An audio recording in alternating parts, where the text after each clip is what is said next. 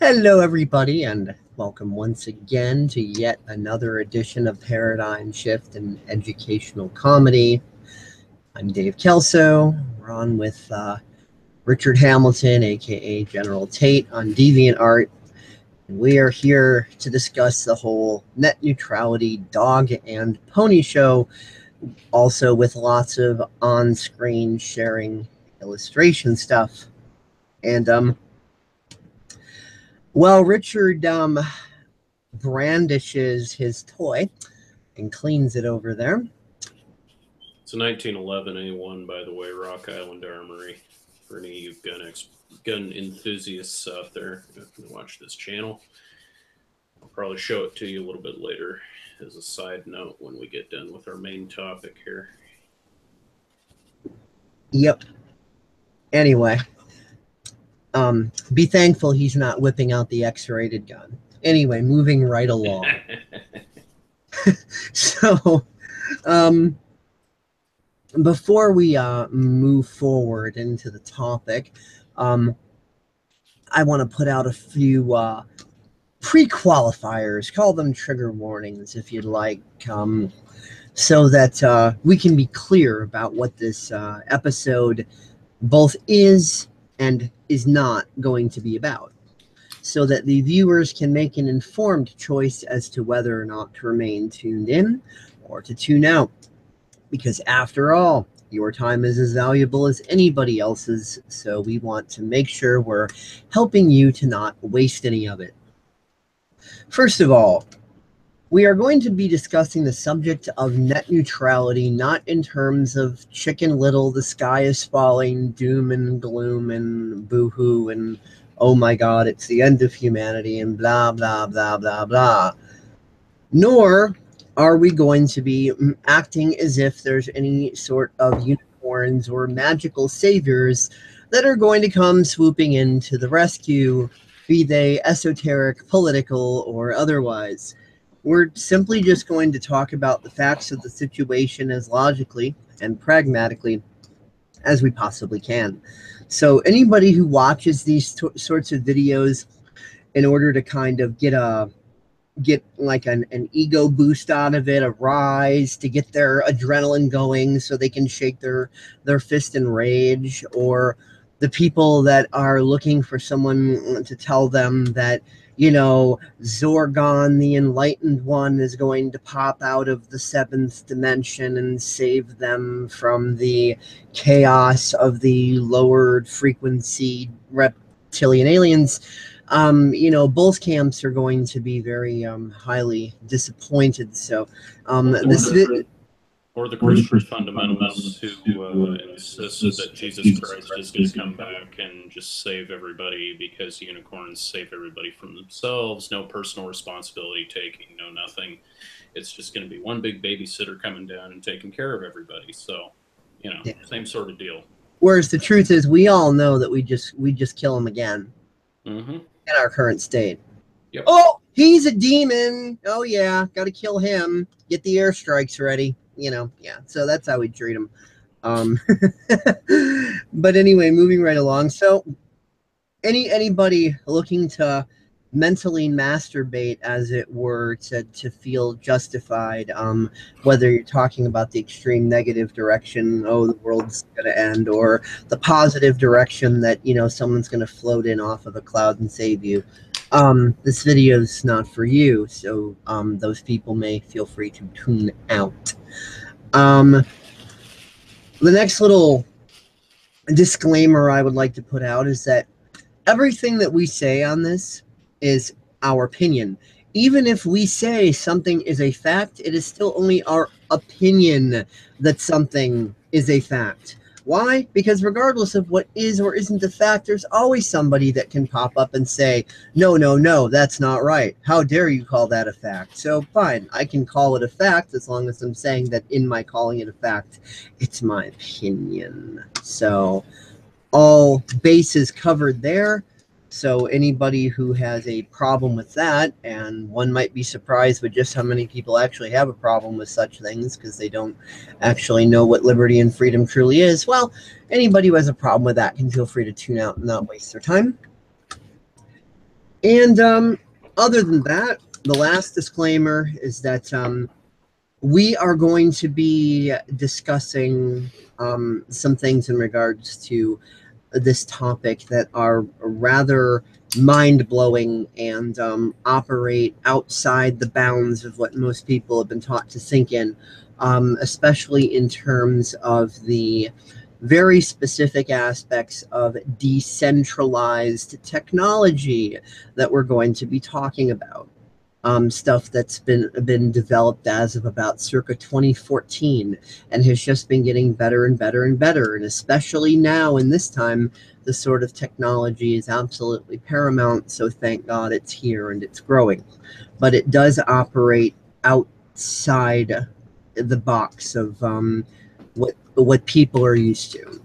And other than that, I am going to try to translate things as smoothly as possible, but things are kind of going to, shall we say, get a bit geeky.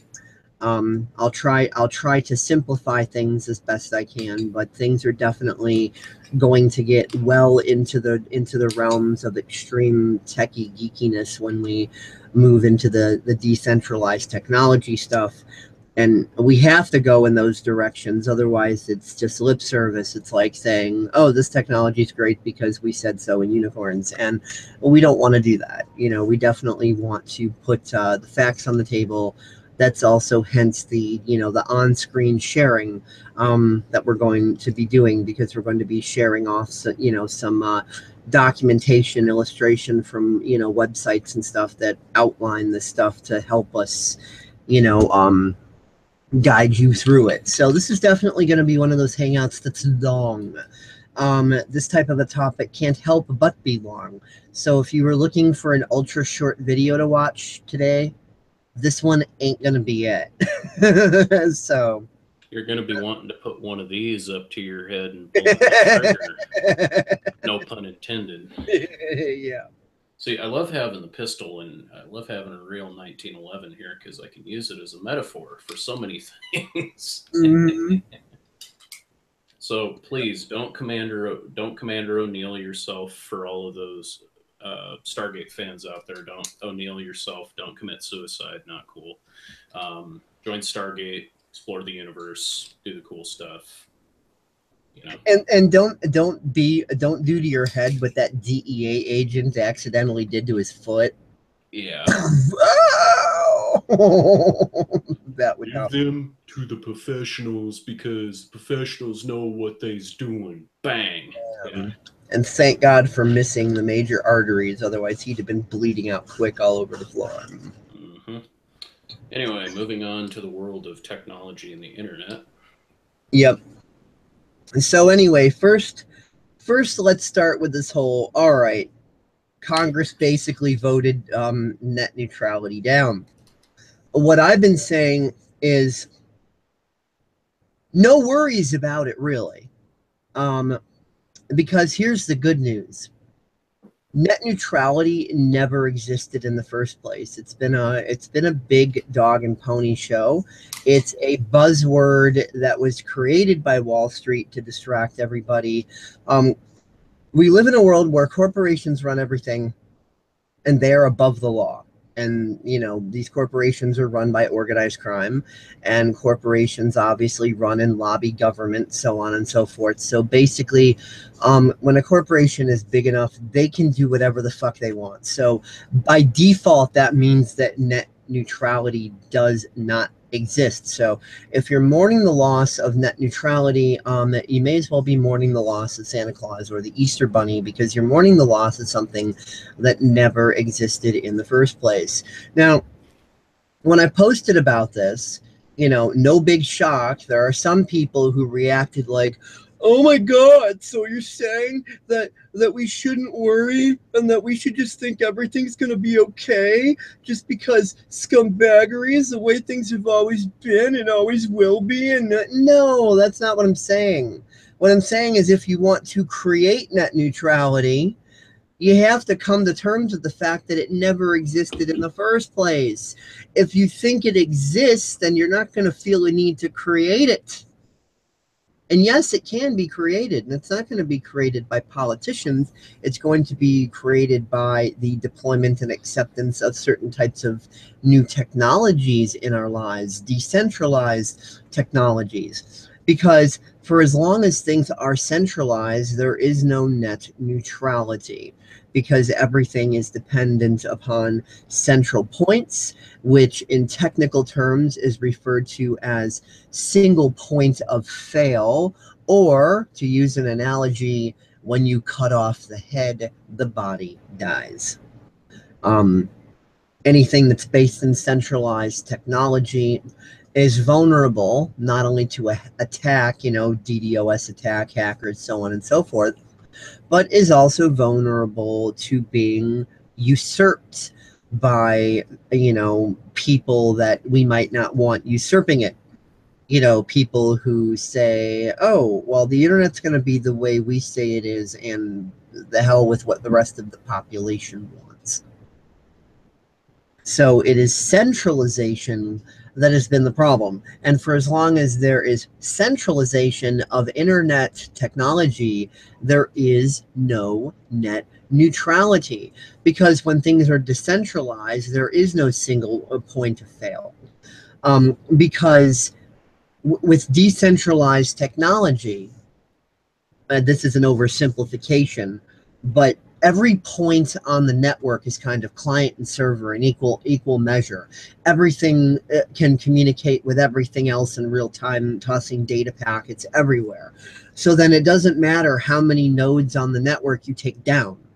It doesn't take down the network. It doesn't delete any data. It doesn't censor anything. So you could take down however many nodes. You could take down 1,000 nodes, and there's still millions of them out there. So taking down 1,000 nodes is the equivalent of having taken down absolutely none, as if you've done nothing. So that is the benefit of decentralized technology. Think of it like a swarm of bees. If you've got 10,000 bees coming at you, then if you manage to kill a few hundred bees, you're not going to stop the swarm, because you've just killed a few hundred bees. So what? That swarm is still coming at you. So it's basically like an unstoppable avalanche once it gets going. And of course, this raises a lot of questions, obviously, as far as how this technology would work in conjunction to the way people like doing certain things, and also B, there's obvious questions that are going to pop up. But wait a minute, wouldn't that cause a security issue there or there or there? What about this? What about that? We're going to address as much of this sort of stuff as we can. And also, one more thing, we're also going to be discussing a little bit of world event stuff and personal paradigms and things like that, because the main reason that things have been allowed to happen as they've been allowed to happen is the paradigms of the people. So there is definitely emotional, psychological, exoteric, esoteric, these ingredients that are very human coming together to form this technological cake, because humans create technology. Duh! So you'd think it might have something to do with it. Mm-hmm. So you were going to say, Richard? I was just going to say, along with decentralized internet technology, there's a very, very, very well done video on this way new collaboration by Howard Rheingold. I discovered it in one of my recent college classes that I just recently finished from winter term. It's a TED Talk. It's about 19 minutes long, but it kind of is a good introduction point as to all of the different technologies that have been that I believe this video is probably about 10 years old, maybe 12 years old from the looks of it. But he talks about Linux. He talks about all these other big major leaps forward in technology. And I think it would be a good video to go down the rabbit hole with, just as an introductory point, before we go on to the rest of what we're going to be discussing here. And since Dave's sound system is far superior, I'm going to send him the link to said video. so he can play that video from YouTube, since it is a good video.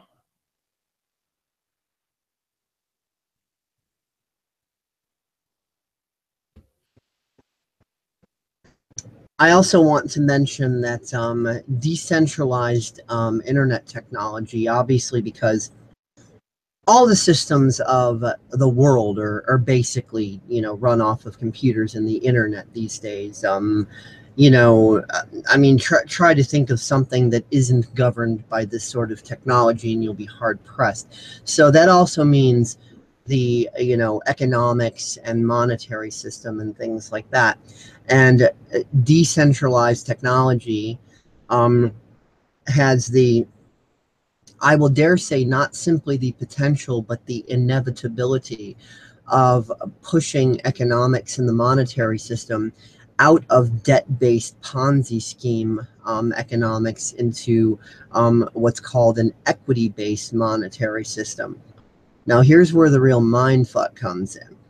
We have been, well, let's just say worry is worshiping the problem, and humanity's gotten really good at worry worship, to the point that we worship that worry as a god, as the absolute real reality, to such an extent that when anybody tries to bring up anything solutions oriented, people are like, no, that can't be, that's naive, that's delusional, that's not real, because look at how we're enslaved, look at what the system's doing, look at what Wall Street's doing, look at this, look at that, da da da. And so we kind of worship the 1%. Whether you're demonizing them or praising them, it's still worship. And really, the 1% is nothing more than a bunch of inbred fucking retards. That's what they are.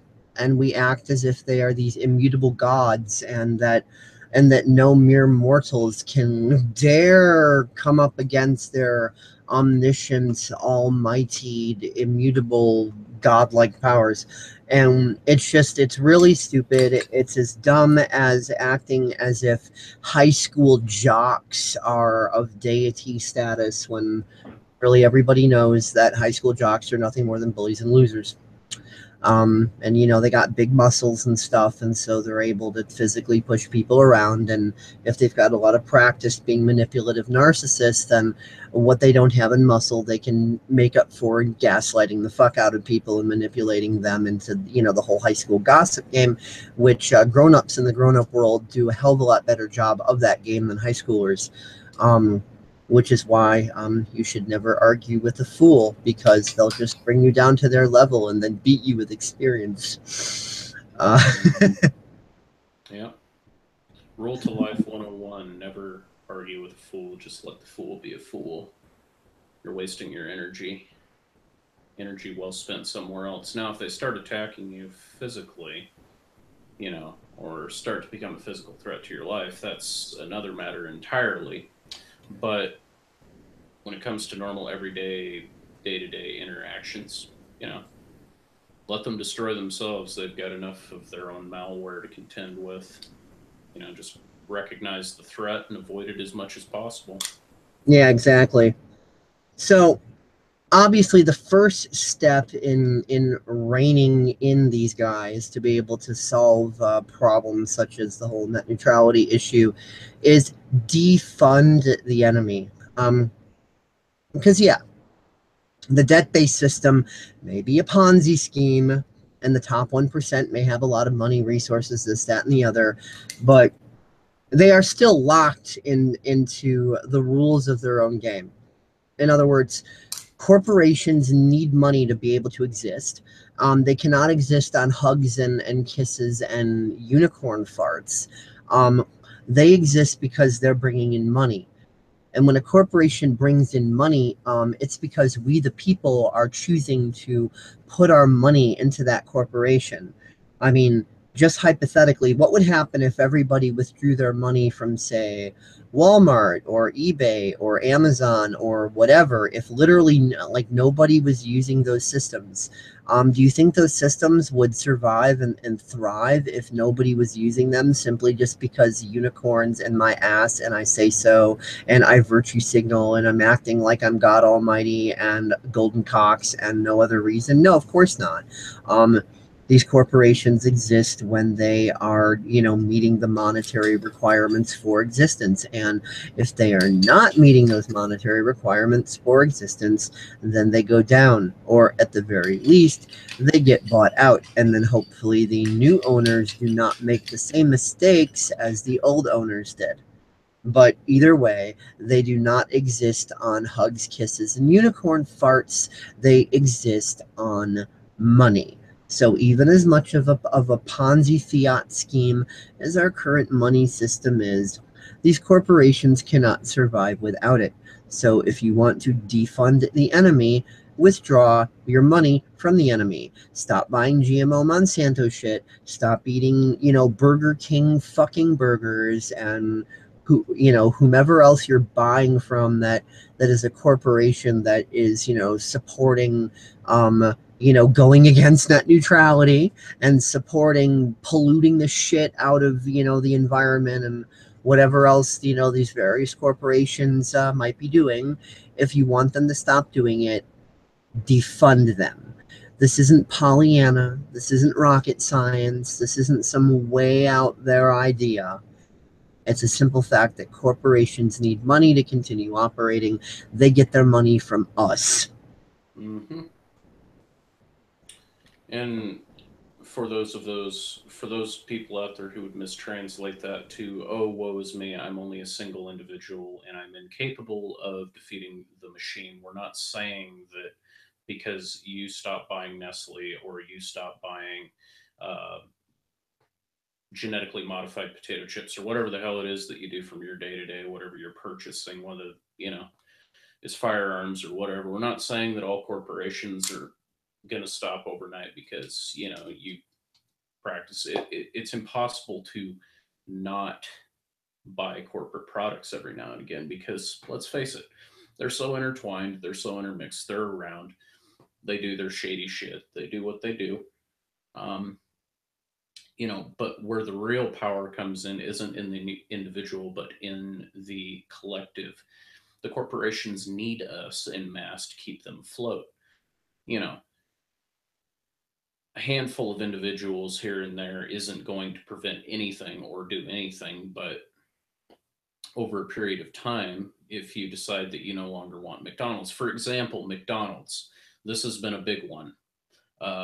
Financial analysts have been looking at over the last 3 to 5 years. McDonald's has been on a downturn. Why is that? Well, that's because a majority of Americans and by extension people around the globe realize McDonald's for being unhealthy, shady, and where they get their meat from, where they get all of their food sources from. So as a result, people becoming more health conscious and health aware in mass have in turn stopped buying products from McDonald's, meaning stop buying French fries, double quarter pounders with cheese, uh, soda, you name it. They stopped buying. And McDonald's, as a result, notices that when they notice that their profits have gone down from quarter to quarter, and they're noticing that the sales that they used to reap benefit from, just for granted are gone.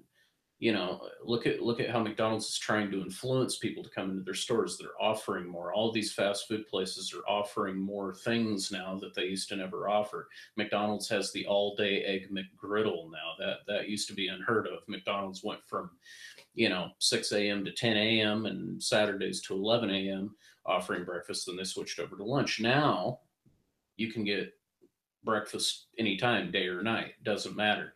But that's merely because they're so desperate, and nobody, including myself, wants to go in there just because it's garbage. President Trump excluded, of course. He seems to still like McDonald's amazingly, but he's the president of the United States. Let him enjoy his double quarter pounder Big Mac, his double quarter pounder with cheese, his fries, and his drink. If that's what the leader of the free world, quote unquote, wants to eat, let him eat it. You know, I mean, if they're not criticizing him for eating McDonald's, they're going to criticize him for drinking Fiji water and taking breaks while he's talking to the Besides, press. look at it this way. If you're anti-Trump, the more of that fast food he eats, the quicker he'll be in his grave and no longer your problem. So there you go. Well, for the Remo Williams fans out there, the limited ones that exist, if they know the reference to what I'm going to say, Chun always used to say, I see that the evil hamburger has done its evil work. It would be better for you to eat this can than what is inside of it. If you are good, you can have honey with your rice. You know.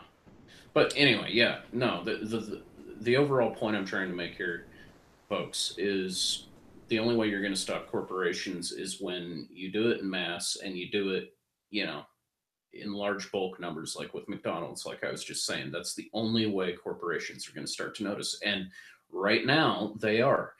The only thing is with corporations, it's not an overnight deal. They've got a lot of money. They've got a lot of eggs in different baskets. So, of course, they're going to get more desperate. And over time, as they get more desperate, you're going to see the results of that desperation start to show up in physical reality. Another industry a lot of people have control over that they do not realize they do is the oil industry. Here's a suggestion. Eat in instead of eating out. Order a pizza or just cook food you have at home in the stove that you have. Instead of spending gas money to go out and eat out somewhere. Because that pizza delivery driver is going to be out doing his rounds anyway. So that's one car on the road instead of how many? I think the gas companies are going to notice. Dozens. Yeah. Yeah, you know, yeah, you can protest in small ways. You don't have to, you know, another big one that people that these naysayers seem to ignore. Sears and Roebuck. Look at Sears. It's almost dying. It's almost gone. Sears, the big American box store. You know, everybody had a Sears in their town. I've got a Sears. You know, there probably every town in America nearly has a Sears. You know, and Sears is almost dead. Why is that? I don't know. People are staying home and shopping online, getting the better deals, getting the better you know, Cyber Black Friday deals, you know, buying things from Amazon and eBay. Actually, as far as Sears, I do actually know why. What Sears had been starting to do, because Sears had been known for you know, really good quality products, especially when it comes to before you continue, I was just going to say that was more of a rhetorical statement. It wasn't really a question. Because I already know why. Yeah, Sears basically. Yeah, they started to go substandard with their shit. Their quality has plummeted because they're thinking, oh, well, we'll just make cheap garbage that breaks quickly. We'll advertise it as if it's the good stuff that we've always had. And then, you know, we'll make more profits every time people buy stuff, and then it'll break sooner, and then they'll come back and buy more, you know, as if the people just suddenly aren't going to notice. That's what happened with Craftsman Tools. Craftsman Tools is a signature of Sears for a long time. I think Craftsman finally got bought out by Black & Decker. They finally sold it, you know, here 6 months to a year ago, after, you know, well over a century of owning Craftsman. But Craftsman used to be like Snap-on, lifetime guarantee. You could take your tools back to this. If you broke a tool, it didn't matter what it was, how you broke it, what you did to it, you could take it back. They would replace it for free, no questions asked. Sears not only cut that out, but they started making their tools in China instead of making them on quality U.S. machining and tooling. They decided to send all their tooling and their presses and stuff to China, and they're made with inferior metals, and you know, they break. As we're Snap-on, the reason why Snap-on is more expensive than anybody who knows anything about tools wants Snap-on over Craftsman is because Craftsman still to this day has lifetime guarantee, and they still make their stuff here in the United States. They don't make it overseas. But yeah, no, that was one area. One of the many ways Sears screwed themselves. But I was just going to say, besides not only doing that, screwing themselves, they haven't updated their market tactics. You know, they're not appealing to the new generation. And the way people can destroy these giant mega corporations is just by changing trends. Toys R Us this year hit the bankruptcy switch. I remember when I was a kid, you know, and this has been 10 years ago, 10 or 12 years ago, but 14 years ago, even, you know. But anyway, I remember Toys R Us used to be the huge thing, you know. That's where you went. That's where you took your parents and you went and pointed out on the shelves. You're like, hey, I want that. I want that Hot Wheels set. I want that. I want that. I remember, you know, we used to get the paper with the big Toys R Us catalog in it around this time of year, and my grandmother would hand it to me, and I'd circle all the things I wanted out of it, and then she'd, you know, go to the store and pick out those big ticket items that I had wanted.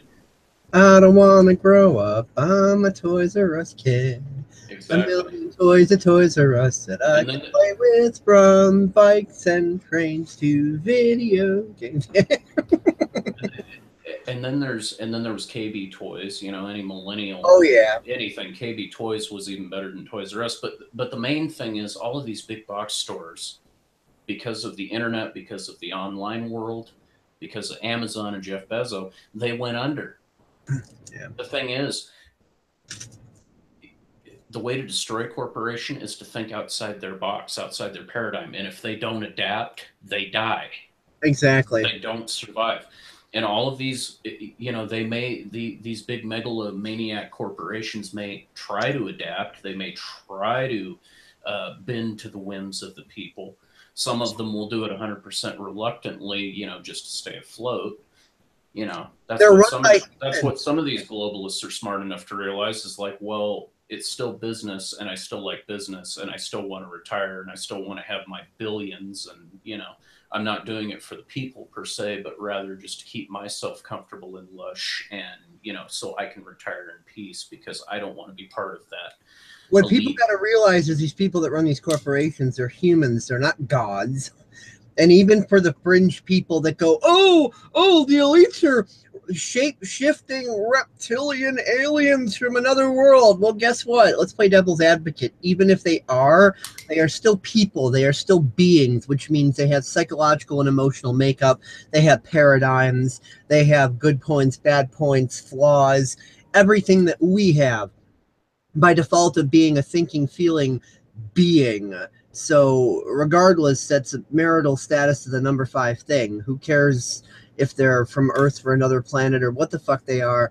They are still conscious beings, people that are running this shit, which means they have paradigms, and no one can see outside the box of their own paradigms. Either you're willing to expand and enlarge your box, or you're not. So when the world is changing and expanding, but your box, you're choosing to keep it restrictive and you're not willing to expand with it, then you're going to be in an increasing amount of trouble, because it's not survival of the fittest, it's survival of the most adaptable. And if you're not adaptable, you're simply just not going to survive in a world that is insisting you must adapt.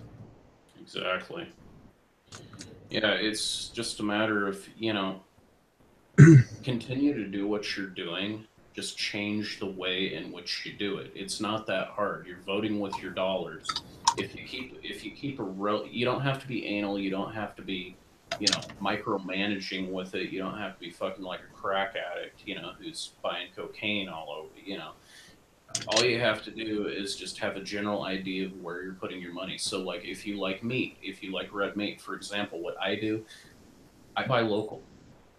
That's exactly what I do. I buy meat local. I buy it fresh sourced, local, grass fed. It stays local. It's not going anywhere. It's not going to one of these major corporations somewhere that likes to pump cows and various other animals full of antibiotics and harmful hormones. You know, it's real beef that's from this valley. You know? And to people who think that we're suggesting throwing money at the problem when you can't throw money at the problem because money is an enslavement meme. No, we're not suggesting throwing money at any problem. We're suggesting that if money is fueling the nastiness, withdraw your money. We're saying the opposite of throw money at it. We're saying withdraw your money, take your money away from it. That Ponzi funny money that's fueling the problem. Don't add, more logs to that fire. Stop adding it. So we're not saying throw it at the problem. We're saying stop throwing it at things. Stop, what's the word I'm looking for? Stop stoking the fire. Mm-hmm. Yeah, exactly. But anyway, if we want to go into the technological aspects of that, besides the obvious, why don't you pull up that link I sent you in the Skype chat there? Yeah, all right. Because, I mean, we needed to go into the paradigms and the corporate stuff and this and that, because without doing that, all the technological stuff wouldn't make sense anyway, and it would just get people more confused, because paradigms have as much to do with this technology as anything else, because it's humans who make the technology. So of course paradigms has something to do with it. Mm-hmm. We've looked at the old, now it's time to look into the new. Yeah, give me a second here while I...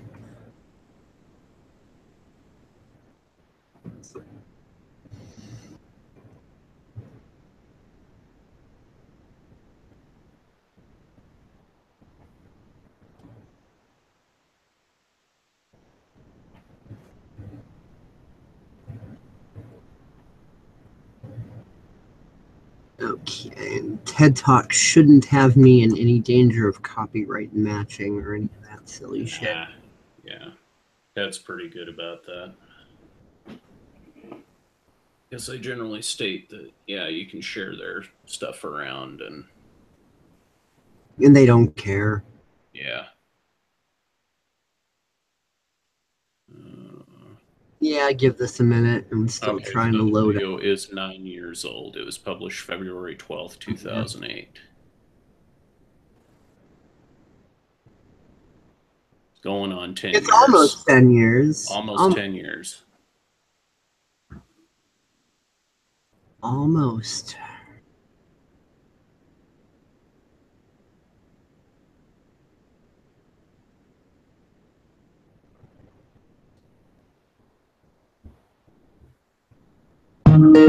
Oh, hell. Kristen's calling. Oh, lovely.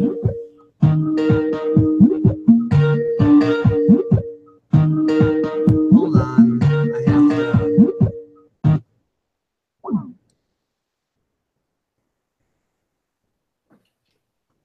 I'm going to load up Facebook right quick to send her a message. We already told her. She's just being resistant.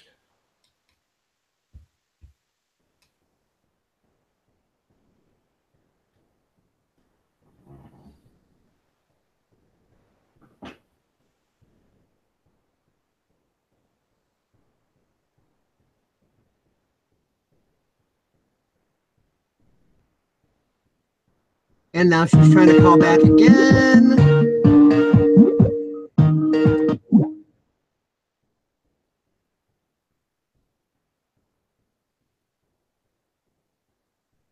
Sorry about that, everybody. Just give me one moment. Got all this different stuff loaded. A second message for her to tell her.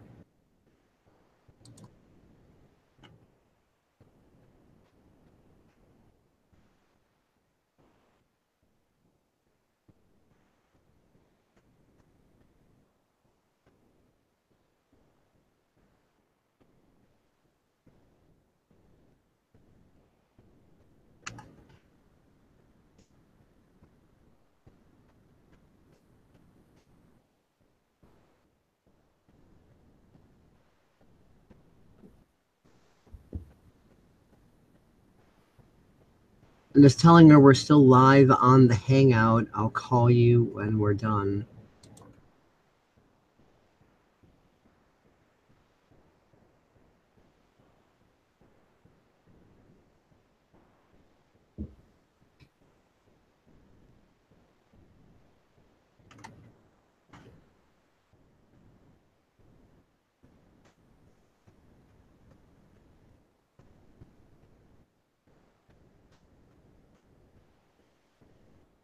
She's just asking me any sort of estimate and how long it will be. I said, not sure. You can always watch it. Link is above. Oh, Kristen. Stubborn girl. Not even going to go into all of what's going on with that because it's not our place to say. Oh, she wants to come on the Hangout and talk about what's going on with that. Fat chance of that happening. That falls into the no way in hell category. Yeah, but no, I'm saying if she, you know, she wants to take the balls and come on and say it, she can. No, that's not happening. I already know that much. No. I'm just, I know. No, I believe me, I understand that. I'm just saying if she wanted to, she could. Yeah. Hypothetically speaking, that's all I'm saying. Okay, so hypothetically speaking, I should be screen sharing at the moment. Are you able to see my screen? Yes, I can see it. Okay, cool. So then if you mute out, I can begin playing this. Okay.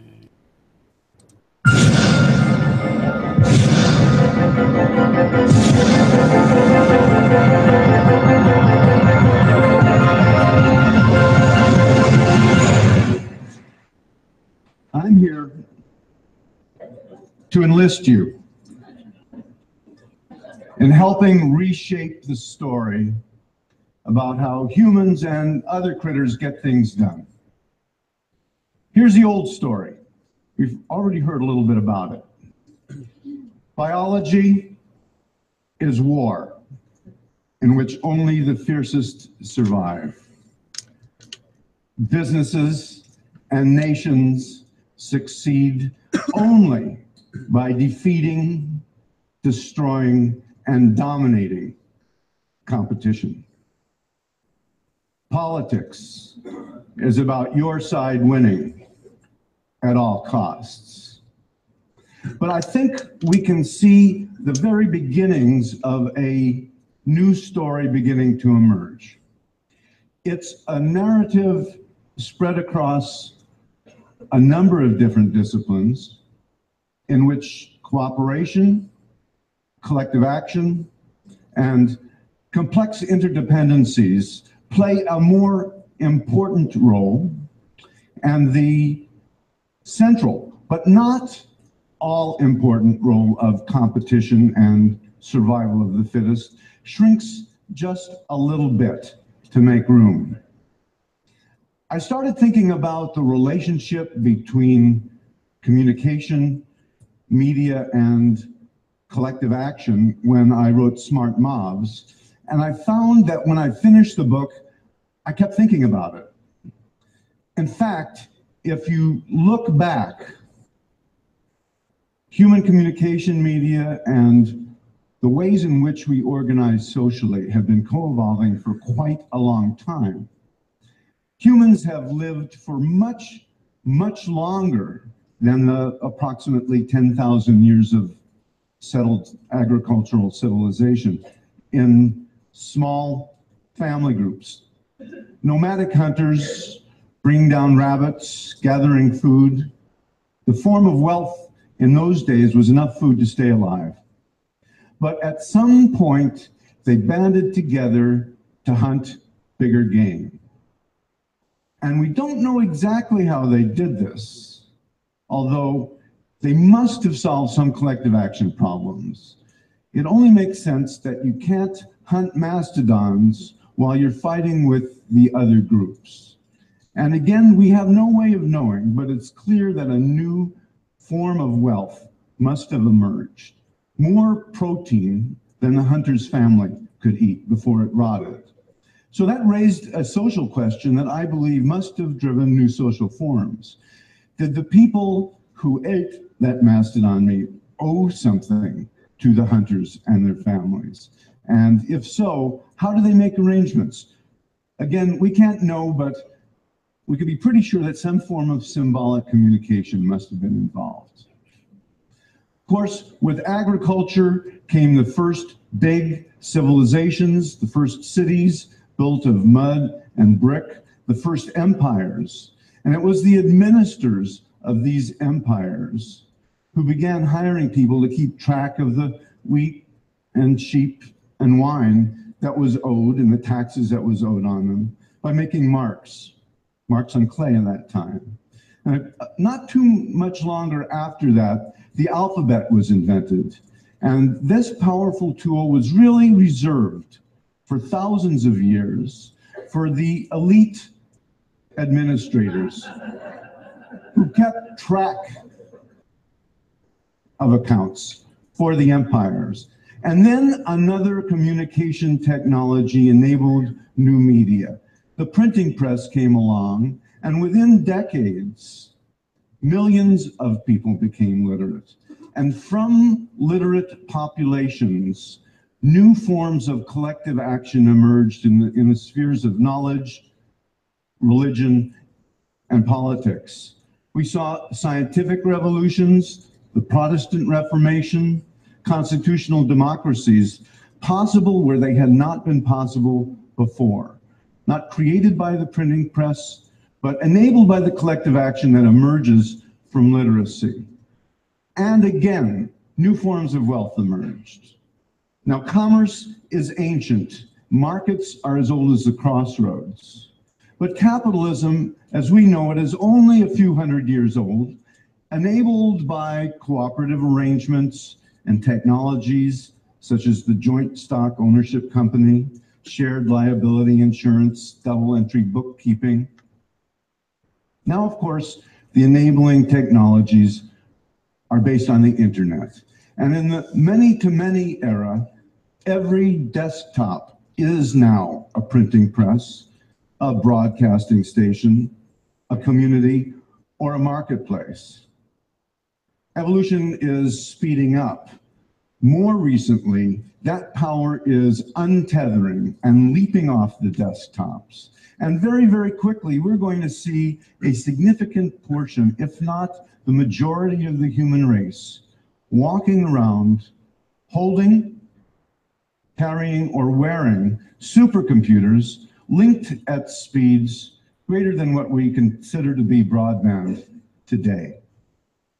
Now, when I started looking into collective action, the considerable literature on it is based on what sociologists call social dilemmas. And there are a couple of mythic narratives of social dilemmas. I'm going to talk briefly about two of them, the prisoner's dilemma and the tragedy of the commons.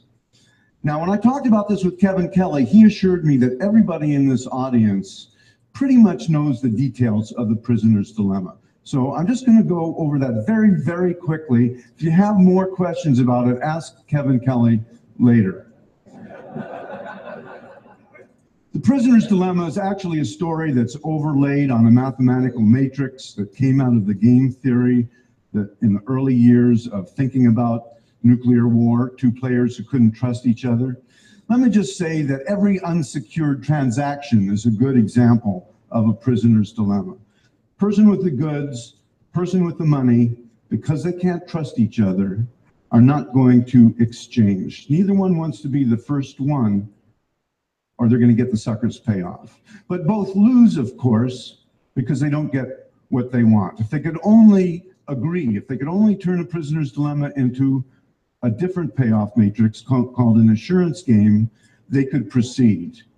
20 years ago, Robert Axelrod used the prisoner's dilemma as a probe of the biological question: if we're here because our ancestors were such fierce competitors, how does cooperation exist at all? He started a computer tournament for people to submit prisoner's dilemma strategies and discovered, much to his surprise, that a very, very simple strategy won. It won the first tournament, and even after everyone knew it won, It won the second tournament. That's known as tit for tat. Another economic game that may not be as well known as the prisoner's dilemma is the ultimatum game. And it's also a very interesting probe of our assumptions about the way people make economic transactions. Here's how the game's played. There are two players. They've never played the game before. They will not play it again. They don't know each other, and they are in fact in separate rooms. First player is offered $100 and is asked to propose a split. 50-50, 90-10, whatever that player wants to propose. The second player either accepts the split, both players are paid and the game is over, or rejects the split, neither player is paid and the game is over. Now, the fundamental basis of neoclassical economics would tell you it's irrational to reject a dollar because somebody you don't know in another room is going to get 99. Yet, in thousands of trials with American and European and Japanese students, a significant percentage would reject any offer that's not close to 50-50. And although they were screened and didn't know about the game and had never played the game before, proposers seem to innately know this because the average proposal was surprisingly close to 50-50. Now, the interesting part comes in more recently when anthropologists began taking this game to other cultures and discovered to their surprise that slash and burn agriculturalists in the Amazon, or nomadic pastoralists in Central Asia, or a dozen different cultures, each had radically different ideas of what is fair, which suggests that instead of there being an innate sense of fairness, that somehow the basis of our economic transactions can be influenced by our social institutions, whether we know that or not. The other major narrative of social dilemmas is the tragedy of the commons. Garrett Hardin used it to talk about overpopulation in the late 1960s. He used the example of a common grazing area in which each person, by simply maximizing their own flock, led to overgrazing and the depletion of the resource. He had the rather gloomy conclusion that humans will inevitably despoil any common pool resource in which people cannot be restrained from using it. Now, Elinor Ostrom, a political scientist in 1990, asked the interesting question that any good scientist should ask, which is it really true that humans will always despoil commons? So she went out and looked at what data she could find. She looked at thousands of cases of humans sharing watersheds, forestry resources, fisheries, and discovered that yes, in case after case, humans destroyed the commons that they depended on. But she also found many instances in which people escaped the prisoner's dilemma. In fact, the tragedy of the commons is a multiplayer prisoner's dilemma. And she said that people are only prisoners if they consider themselves to be. They escape by creating institutions for collective action. And she discovered, I think, most interestingly, that among those institutions that worked, there were a number of common design principles. And those principles seem to be missing from those institutions that don't work. I'm moving very quickly over a number of disciplines. In biology, the notions of symbiosis, group selection, evolutionary psychology are contested, to be sure. But there is really no longer any major debate over the fact that cooperative arrangements have moved from a peripheral role to a central role in biology, from the level of the cell to the level of the ecology. And again, our notions of individuals as economic beings have been overturned. Rational self-interest is not always the dominating factor. In fact, people will act to punish cheaters, even at a cost to themselves. And most recently, neurophysiological measures have shown that people who punish cheaters in economic games show activity in the reward centers of their brain, which led one scientist to declare that altruistic punishment may be the glue that holds societies together. Now, I've been talking about how new forms of communication and new media in the past have helped create new economic forms. Commerce is ancient, markets are very old, capitalism is fairly recent, socialism emerged as a reaction to that, and yet we see very little talk about how the next form may be emerging. Jim Surowiecki briefly mentioned Yochai Benkler's paper about open source, pointing to a new form of production, peer-to-peer production. I simply want you to keep in mind that if in the past, new forms of cooperation enabled by new technologies create new forms of wealth, we may be moving into yet another economic form that is significantly different from previous ones. Very briefly, let's look at some businesses. IBM, as you know, HP, Sun, some of the most fierce competitors in the IT world are open sourcing their software, are providing portfolios of patents for the commons. Eli Lilly, in again, the fiercely competitive pharmaceutical world, has created a market for solutions for pharmaceutical problems. Toyota, instead of treating its suppliers as a marketplace, treats them as a network and trains them to produce better, even though they are also training them to produce better for their competitors. Now, none of these companies are doing this out of altruism. They're doing it because they're learning that a certain kind of sharing is in their self-interest. Open source production has shown us that world-class software, like Linux and Mozilla, can be created with neither the bureaucratic structure of the firm nor the incentives of the marketplace as we've known them. Google enriches itself by enriching thousands of bloggers through AdSense. Amazon has opened its application programming interface to 60,000 developers, countless Amazon shops. They're enriching others, not out of altruism, but as a way of enriching themselves. eBay solved the prisoner's dilemma and created a market where none would have existed by creating a feedback mechanism that turns a prisoner's dilemma game into an assurance game.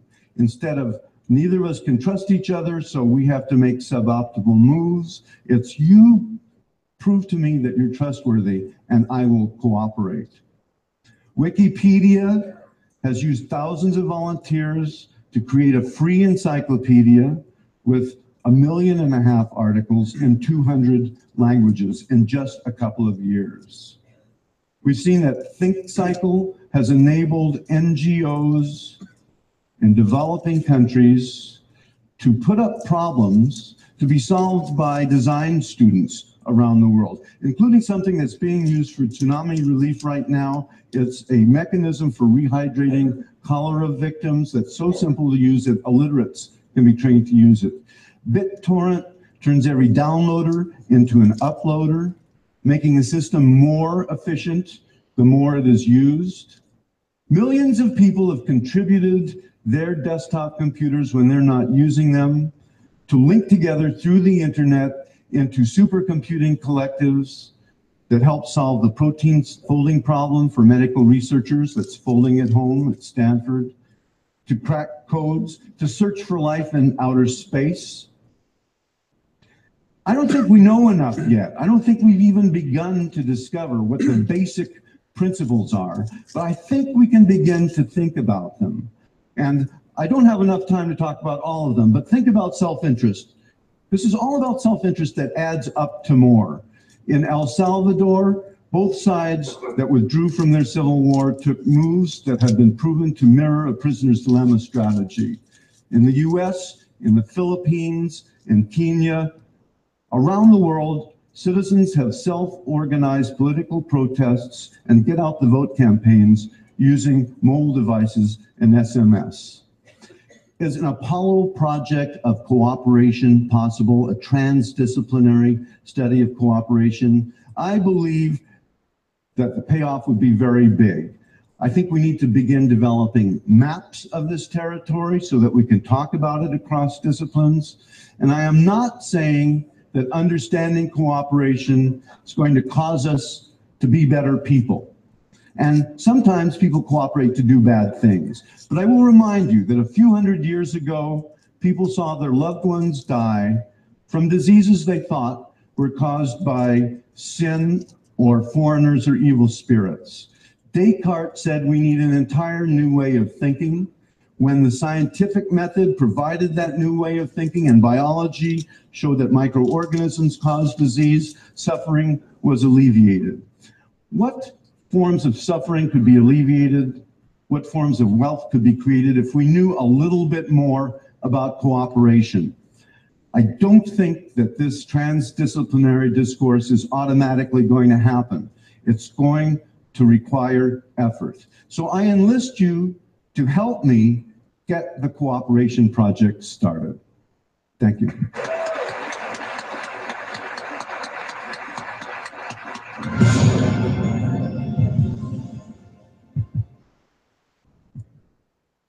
This is very prophetic because these are the exact technologies that had been deployed that are spreading that we're going to be talking about.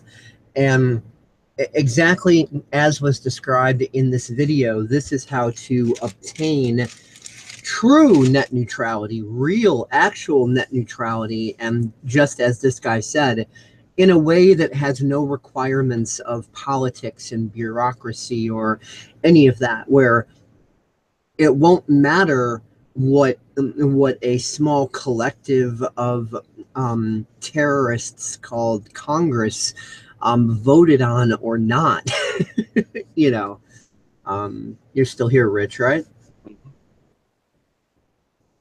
Yes, I am.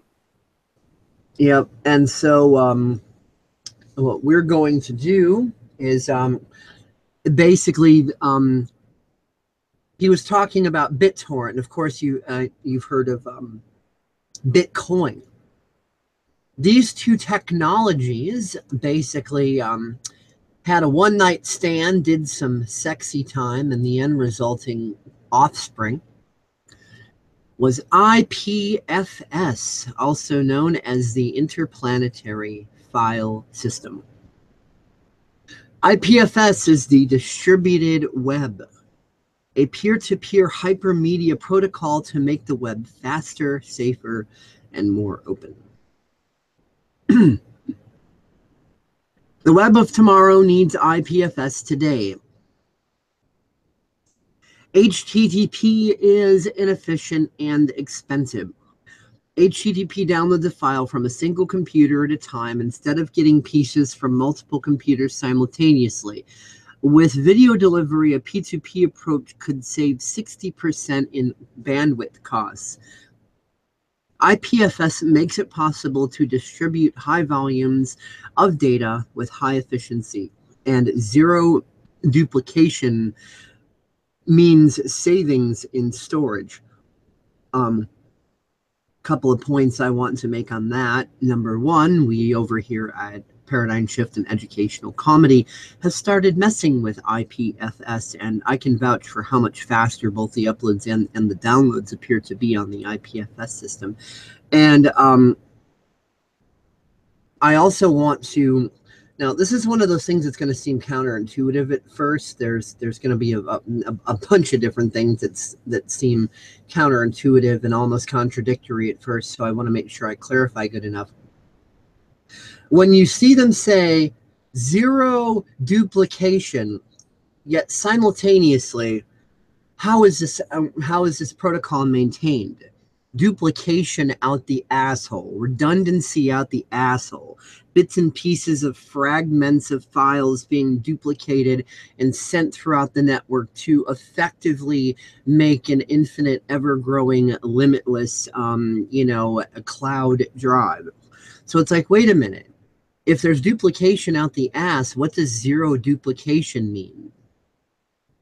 What they mean is that when you upload an entry into ipfs, it has its own what is referred to as a hash, basically an entry in the system. So they don't mean no duplicate files flying around in the background. What they mean is no duplicate entries. In other words, no confusing redundancy. Like, you know, there's various different platforms, like, you know, whether you're talking about Echo Mail or emails or you know, social media posts or whatever, you can have an ungodly amount of duplicate entries all over the flipping place. When you upload something into ipfs, it has a system to avoid duplicate entries. Now, a single entry can be, you know, accessed and put forth on any number of sites as you want to. It's not saying that, oh, only one site has exclusive authorization to, you know, put forth this one entry and fuck everybody else. What it means is you're not having all sorts of duplicate entries, and duplicate entries within a database can slow it down. Database slowdowns means you are basically using bandwidth as these databases are slowing down, because these databases are becoming increasingly more clunky and inefficient, and in the meantime you're using more bandwidth to do less, and it's messy. And so ipfs, the way it's designed, avoids that kind of mess, and hence therefore the 60% savings in bandwidth costs, and, you know, elimination of duplication, and humanity's history is deleted daily. The average lifespan of a web page is 100 days. Remember GeoCities? Oh, and by the way, GeoCities got backed up to an archive which still exists. You can Google that. The guy who made the BBS documentary actually headed off that project, and without the project of archiving GeoCities, all that data would have been lost. But anyway, the web doesn't anymore. It's not good enough for the primary medium of our era to be so fragile. ipfs provides historic versioning like Git, and makes it simple to set up resilient networks for mirroring of data. In other words, yes, initially, you know, zero duplication, so you're not creating unnecessary duplication. But as far as backups are a good thing when you do them intentionally. So that's organized duplication. And with the organized duplication, you're doing it in such a way that it stays, it sticks, it's not getting nuked. So again, there's many different strategic layers to the level of efficiency that this sort of technology employs. The web centralization limits opportunity. The internet has been one of the great equalizers in human history and a real accelerator of innovation, but the increasing consolidation of control is a threat to that. ipfs remains true to the original version of the open and flat web, but delivers technology which makes that vision a reality. Our apps are addicted to the backbone. Developing world, offline, natural disasters, intermittent connections, all trivial compared to interplanetary networking.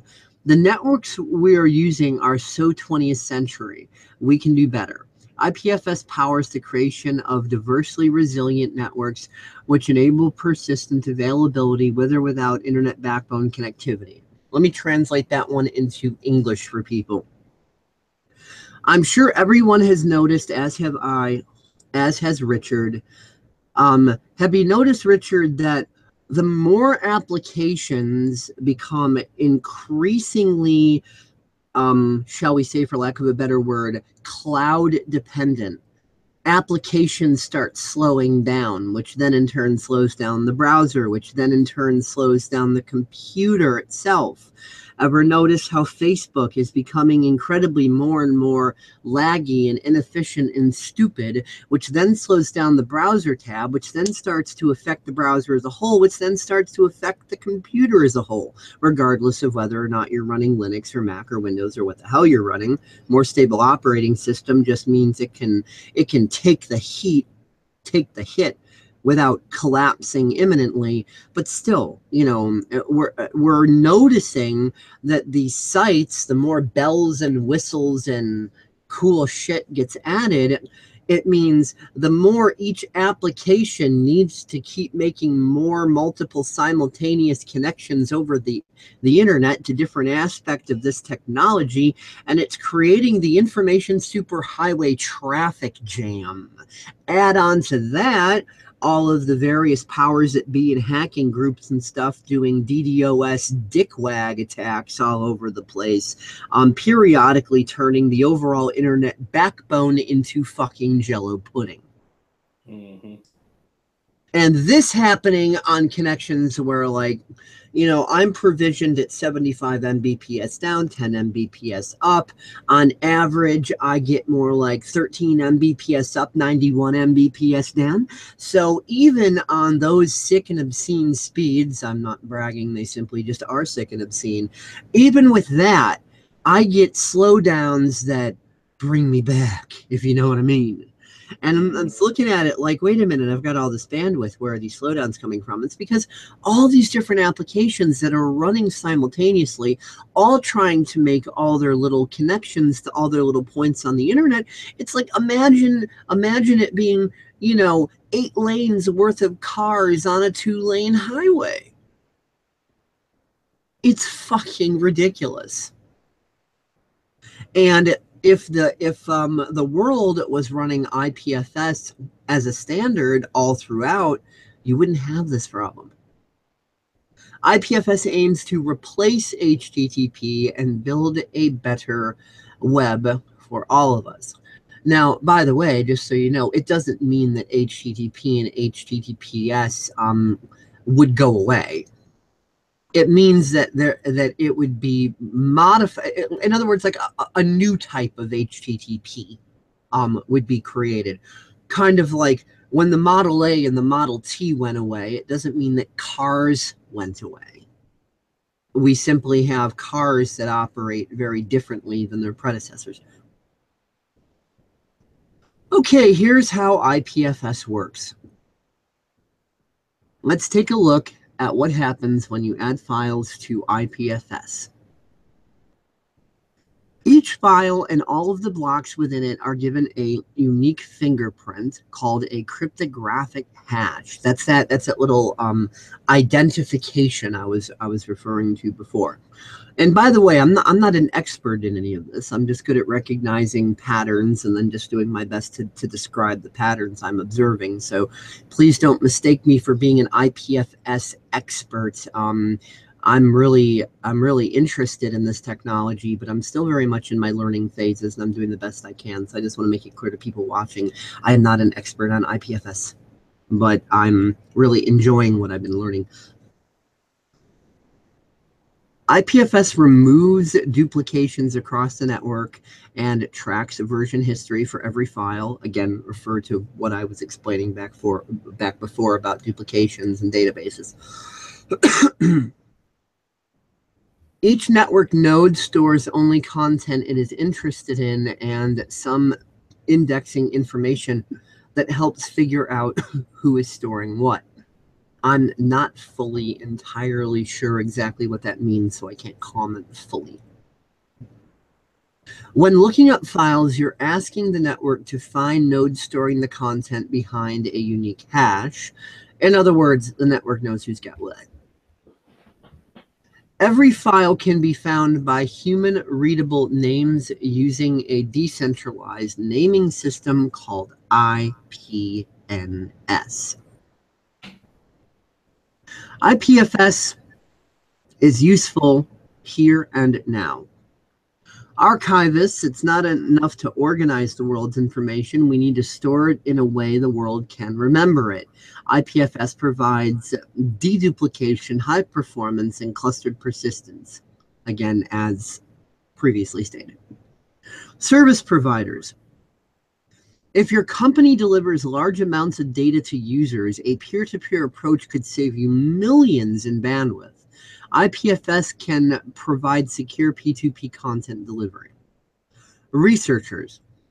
If you're working with distributing and analyzing huge data sets, IPFS offers fast performance and decentralized archiving.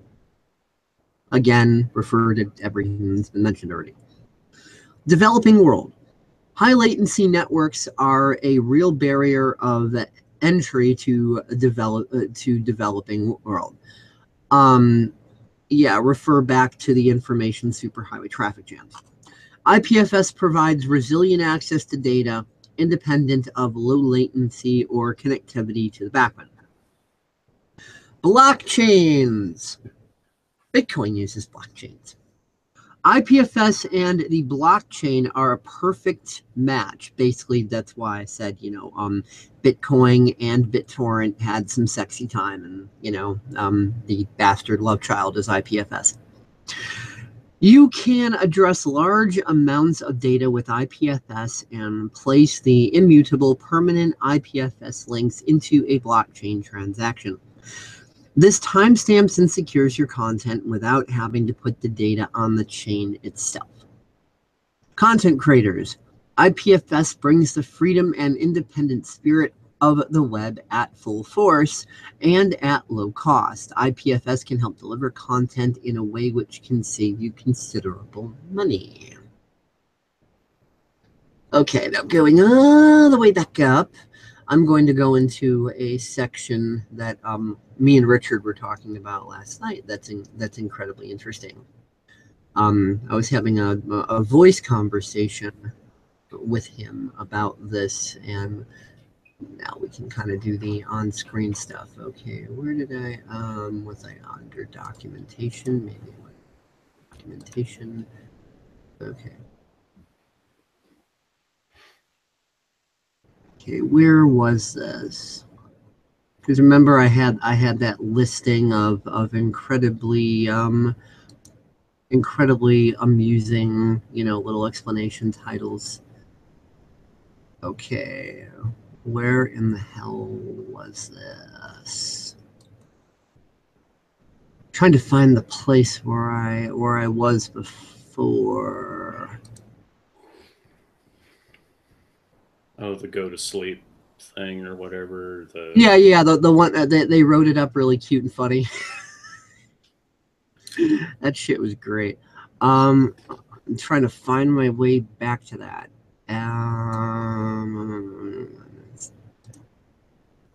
Already API, maybe it was under getting started.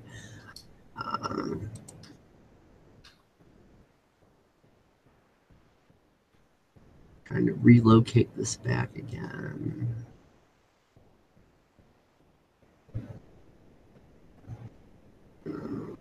Install in the building from troubleshooting. Oh man, son of a gun, where was this? Yeah.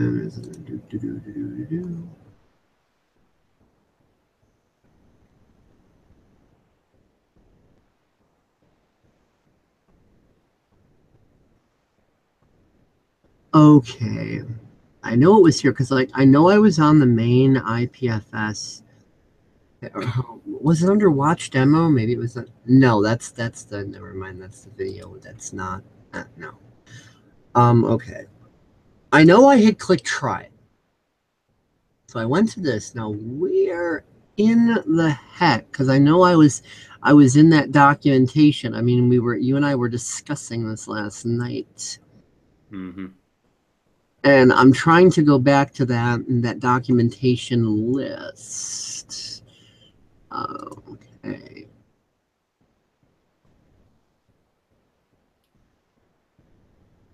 And remember, there was all those catchy, funny titles and stuff like that, and just the way they outlined it was funny.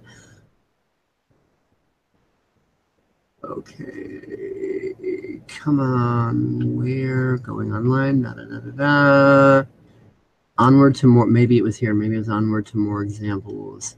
Yes, yes, there we are. Yes, DAGs and objects and blocks. Oh my, be the swarm, pinning. Roll your own IPFS. Oh God. Yep, totally.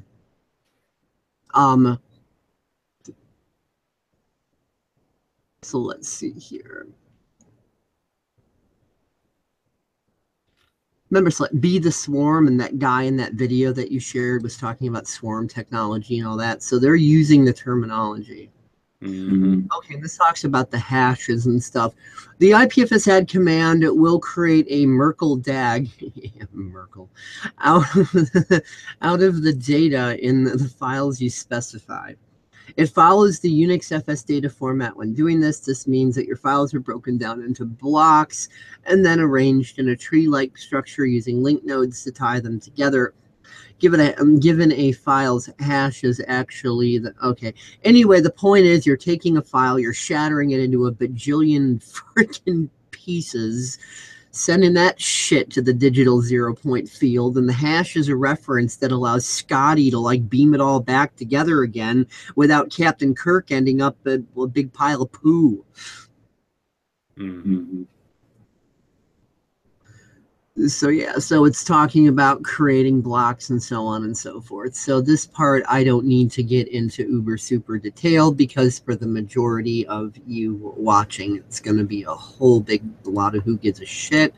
I only want to focus on the things that I can accurately translate to the average person, that things that are relevant to them, that they're going to give a shit about. Okay, let's check this out. So, okay. Not really any much of a giving a fuck here.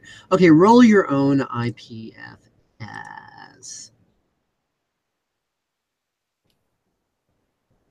Okay, cool. Making your own IPFS service. So, you know, it basically goes just, you know, into the basics. Just gives the outline of the basic structure in here, gives you a basic idea of how it is set up and how it is run. And it just, you know, it shows you how to set it up and run it. So there's nothing uber ultra impressive about that documentation. Let's see, trivial snapshots with IPFS.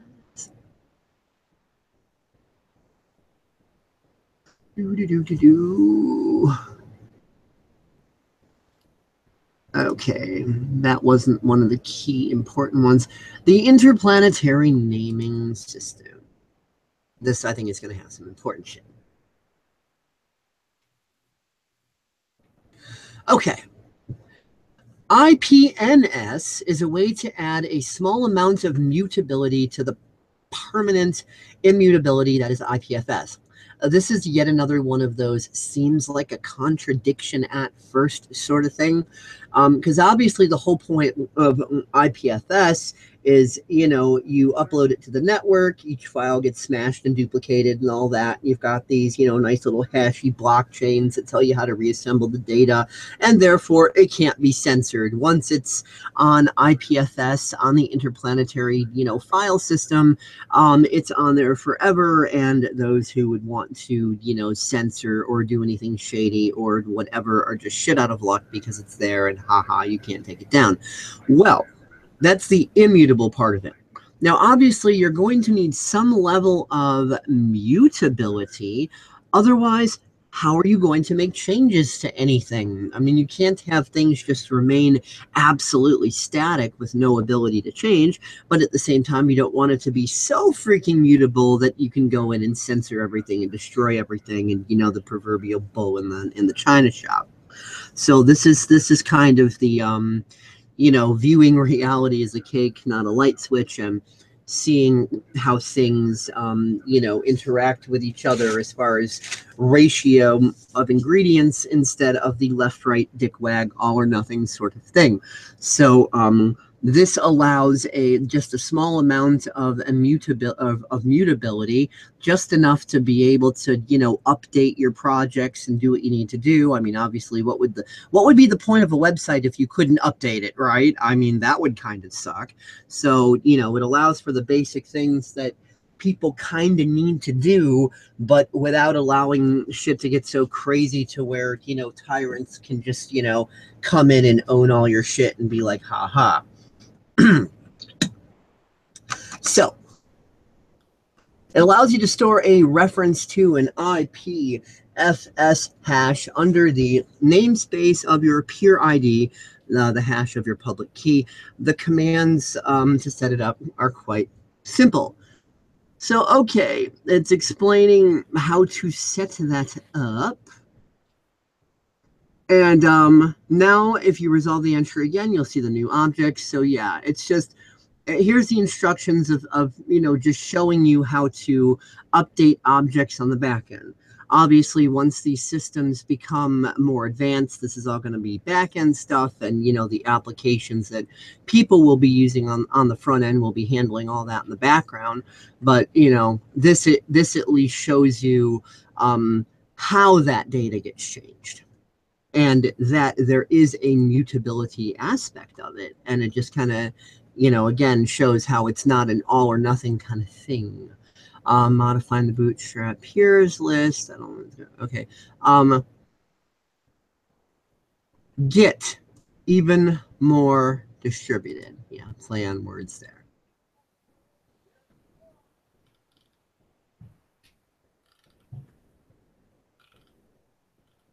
What this basically shows is that when you upload a website itself into the ipfs file system, kind of like how similar to, you know, you have Linux, and then other Linux distros are created based on that, and then you could take that and create even more, and it just kind of expands out.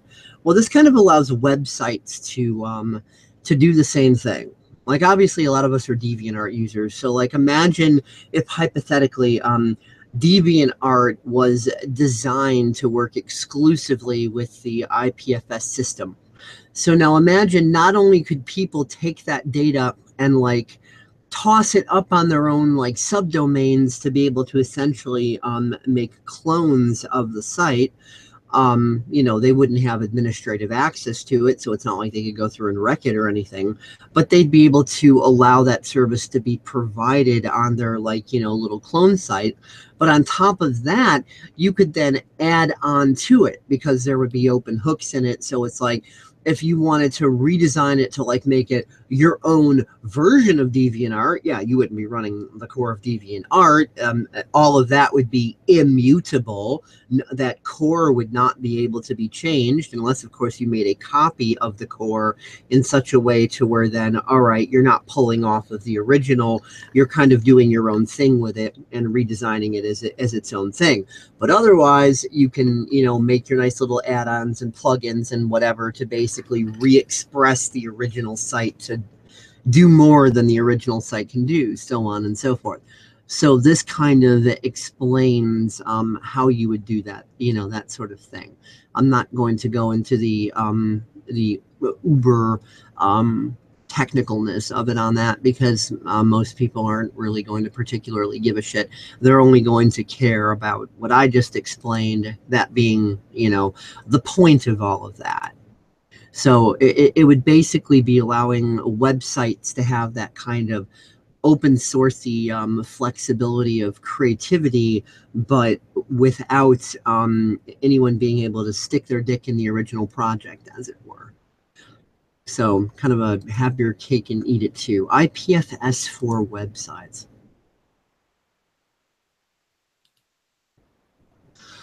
A short guide to hosting your site on IPFS. Adding your static website to IPFS is quite simple. Simply turn on your daemon. Well, hit the on switch, really? And add the directory containing your website. So this is showing you how to add your website directories into IPFS, and you're seeing that, you know, everything has its own little hash IDs, as was explained before. The very last hash next to the folder name is the one you want, and let's call it the site hash for now. Now you can test it out locally by opening http://localhost port 8080/IPFS/site hash. Now let me do a little bit of a translation here. Localhost means it's like the equivalent of saying I, like I or me or mine. Localhost is the computer that the shit is installed into. So just like every human being can say I, me, my, knowing that they're referring to themselves and not anybody else out there in the world, every computer can have localhost, otherwise also known as 127.0.0.1. So localhost always simply means the computer that the shit is installed to. HTTP is normally on port 80, so this is like an alternate port 8080, and what this web interface does is basically it is a gateway into the IPFS system, because remember what they were explaining earlier. IPFS is not HTTP. It is literally its own thing.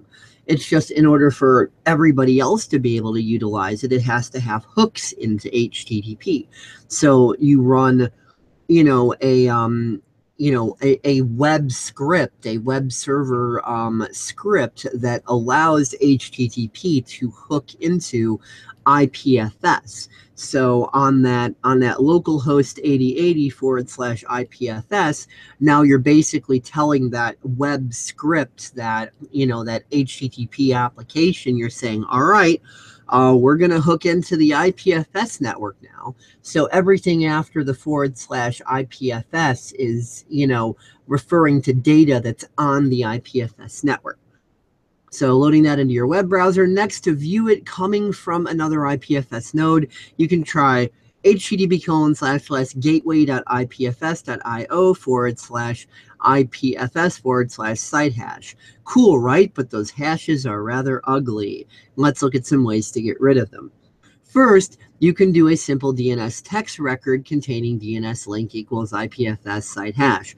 Once that record propagates, you should be able to view your site at localhost 8080 IPMS your .domain. So like, theelitesuckadick.com or hillaryisaskank.org.y, whatever. Now that's a bit cleaner.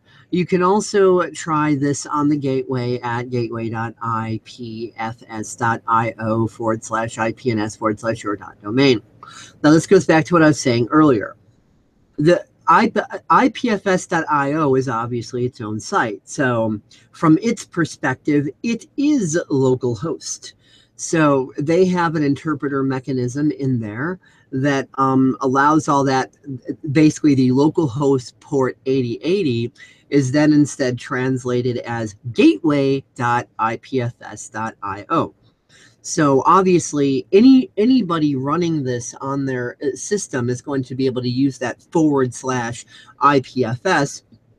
or IPNS as an entry point into the IPFS system. So it's not trying to say that, oh, you can only get through using ipfs.io, otherwise you can't do it. No, that then would be centralization, and it would be instant hypocrisy. And no, they're not saying that that's the way it works. So I just want to clarify that. Some people might be a little confused on that. Like, wait a minute, if it's decentralized, why do we have to go through gateway.ipfs.io? Well, you don't have to go through gateway.ipfs.io. They simply set up an example that, can be used just as an example. You can do the same thing. If you have a domain name called theelitesuckadick.io, you could have gateway.theelitesuckadick.io, and then people could take this example and do the exact same they're talking about through your domain instead of this one. Moving on. Next, you might be asking, well, what if I want to change my website? DNS is slow. Well, let me tell you about this little thing called LPNS. Note the N. LPNS is the Interplanetary Naming System. You might have noticed the above link has IPNS instead of IPFS. LPNS is used for mutable content in the IPFS network. It's relatively easy to use and will allow you to change your website without updating the DNS record every time. So how do you use it? And then, it just goes into detail on that. And basically, what this is essentially saying is that the IPFS network and the regular internet network, they're kind of inversions of each other, the way they access each other, to whereas your .domain, the regular internet network, from the perspective of looking at it through the IPFS network, is a subdirectory off of IPNS, IPFS, etc. / your.domain. The inversion of that is that when you're having a website access the IPFS network, then it's gateway.theirdomain.whatever / etc. and going through it that way. And of course, whatever applications are being used to cross those bridges. So you're seeing how it's kind of bookendy there. Like, are you understanding this, Richard? Yeah, partially, kind of. Yeah. Like I said, it's still, when you were explaining it to me last night, it's no real easy way when you get into the technical. Yeah, but you kind of see how it's bookends to where, like, your .domain, in the IPFS network, where all that shit is stored in the IPFS network, that is basically a subdirectory in the IPFS network. Whereas on the regular internet, your .domain is the root. It's the top. It's not a subdirectory. It's the top frickin' thing. So you see how it's kind of bookends. Looking at it from the regular internet perspective, the IPFS stuff is the subdirectory stuff. But then when you look at it, from the other side of the looking glass, you look at it from the IPFS side of things, the top level internet domains are the bottom, subdirectory levels. So that's kind of the way they crisscross. It's like the Alice in Wonderland looking glass mirror. Mm-hmm. So you're understanding that, right? The basic gist of that. You see how it's kind of like the Alice in Wonderland looking glass mirror. Yeah. Yeah. I see that a little bit. Yeah, so that's how one communicates with the other. So now I'd imagine that as this technology advances more, and there's more like end user client software stuff, browser plugins, whatever, that can communicate directly with the IPFS network, and they don't need to initially start at the regular top level internet domain level of things to then make requests into the IPFS network to pull data, once like browser plugins and whatever allow you to kind of go direct instead of needing to do that. Then obviously even more bandwidth is going to be saved, and shit's going to get even more faster. So one of the many sites so far that is using IPFS, it's a little thing called Steemit, and all of the entries, all of everything for Steemit is saved into the IPFS network as per exactly everything we were just looking at. And on top of it, Steemit has a cryptocurrency called Steem, STEEM, or Steem dollars if you want to call it that. And basically, just through your internet usage, you essentially build equity on your shit in Steem dollars. And then you can trade out Steem dollars for Bitcoin. And then, of course, Bitcoin is able to be traded out for, other, real world currencies. Now, of course, some people, they say, well, wait a minute. The problem with Bitcoin and these cryptocurrencies is, let's say you have a $20,000 Bitcoin and you want to trade that out for US dollars. Well, the time it takes to trade it out, the market fluctuates so wildly that $20,000 might be $10,000 by the time it ends up on the other end. And now you've taken a $10,000 loss. Well, with this sort of a system, it cost you nothing to build up the 20,000 in Bitcoin for this hypothetical scenario, because you did it using Steem cryptocurrency just through your internet activity. So you're not really going to give a shit if it cuts in half. You're really just kind of not going to care. I mean, you'd obviously care if you actually put real money into it. Like if you bought that Bitcoin with USD and then you're trading it out, obviously it's understandable. You worked and you toiled and you busted your ass for that money. And now all of a sudden half of it's gone. You're going to be freaking the fuck out. Of course, that's understandable. But with this, you didn't put all that freaking toil into it. You know, you're just making money off your damn internet usage, period. You know, just by using social media, all this shit is gaining equity. So there's a lot of different IPFS powered sites, and also as a result Steem powered sites. So I have IPFS and Steemit blockchain, BitChute. Go to BitChute right here. This is not Steem powered. I don't know if it ever will be powered by Steemit. For now, it's kind of, you know, its own thing. But as you can see, I've taken some of the PSEC episodes so far and have uploaded them into the IPFS network. I've also done that with a variety of other IPFS network sites, most of which are actually in the Steem network, such as DTube, which is short for Decentralized Tube. And these do have equity ratings, which is why you can see the equity on each one right there. 0.012, 0.004. So there you go. These have a Steem dollar equity because this is based on that system. So the implications of systems like this is that because equity-based economy is expansive instead of contractive, whereas the current debt-based Ponzi scheme, you're creating money as debt at debt, and it's just, you know, it's insane. It's a game of musical chairs, you know, as it were, economic musical chairs.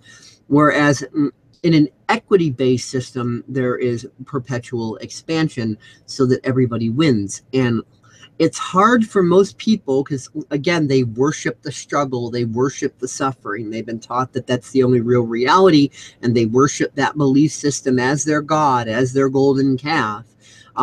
It's understandably hard for anybody to wrap their minds around an equity-based system because they're thinking, wait a minute, not everybody can prosper, because if they do, the economy will crash and then everybody will lose.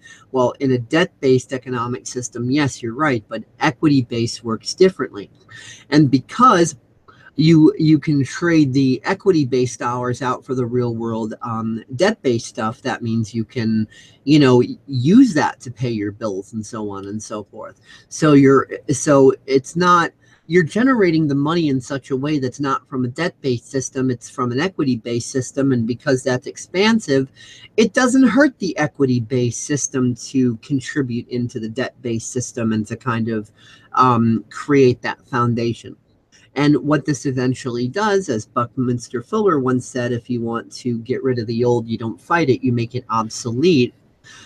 Eventually, you're going to start seeing, you know, more sites and services and what have you that kind of support these various cryptocurrencies and things by default.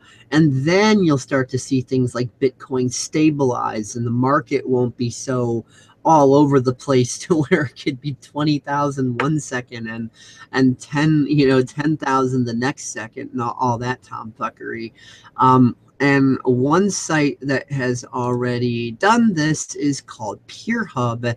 It's basically like Etsy, eBay, you know, all of those sorts of things combined, and it says Steem accepted here. So obviously this will take, you know, regular fiat currency as well through PayPal and so on and so forth, but it's also accepting the equity based cryptocurrency. Also, for people wanting to raise issues about BitTorrent, another thing to also understand about BitTorrent is that BitTorrent, or excuse me, not BitTorrent, Bitcoin, my bad. I'm getting slightly dyslexic with the BitTorrent, Bitcoin, going back and forth. It's getting late. It's almost 1 in the morning. Anyway, so with Bitcoin, even though the technology is awesome, it's still largely rooted into the debt-based system, not the equity-based system. So hence you're going to see wild, insane fucking economic tomfuckery with it. That's understandable. Equity-based is obviously way the hell more stable. So anyway, yeah, I think that even though there's a lot of other detail that we could go into with equity-based system, I think we should probably end that section off here, because that would be like way more to go into.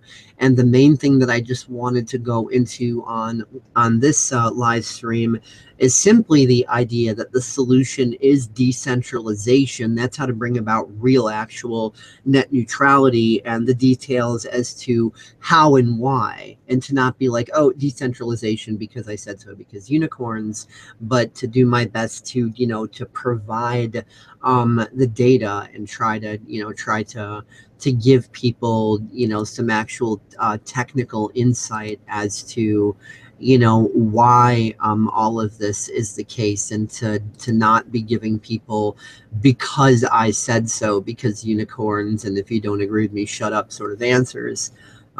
So this is just kind of to help inform people as best I can. We could go into all the other details and all the other implications on other hangouts and stuff. I just wanted to hopefully make the point of what's so mind-fuckingly awesome about decentralization, and to show that we don't need a bunch of terrorists called Congress casting fucking votes in their little ISIS session chambers, that you know, the world can be changed with this, completely absent any political anything. Your thoughts? Yeah, pretty much. I mean, you know, the decentralized system is really the future of our society. You know, we have to stop relying on the powers that be for our subsistence. We have to stop relying on the powers that be to enact change across our planet. If we want change, we have to start stepping into our own personal sovereignty. And coming back around to the whole case of net neutrality, and the real reason I laugh at people when they get all butthurt over the quote unquote disbanding of something that was never really put into place. It's like, it just goes to show how Stockholm syndromed people are. People think that some fantasy filled law is going to prevent corporations from doing what corporations did before net neutrality, during net neutrality, and after net neutrality. It's like Obamacare. You know, everybody's all butthurt that Obamacare got pretty much defunded and derailed, when people refuse to see and realize that our healthcare system was no better before Obamacare, was no better because of Obamacare, and if not made worse by Obamacare, and still as a result is nothing, because we're relying on the same problem that created the problem, which is that of the government babysitter, the powers that be.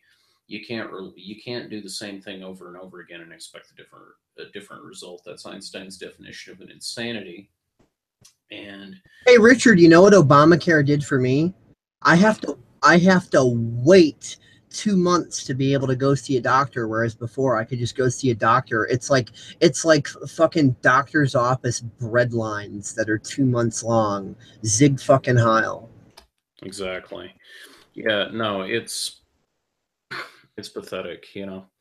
You can't rely on institutionalized government bureaucracies to solve the world's problems. You have to take initiative. You have to stand up for yourself. And that's what these projects do.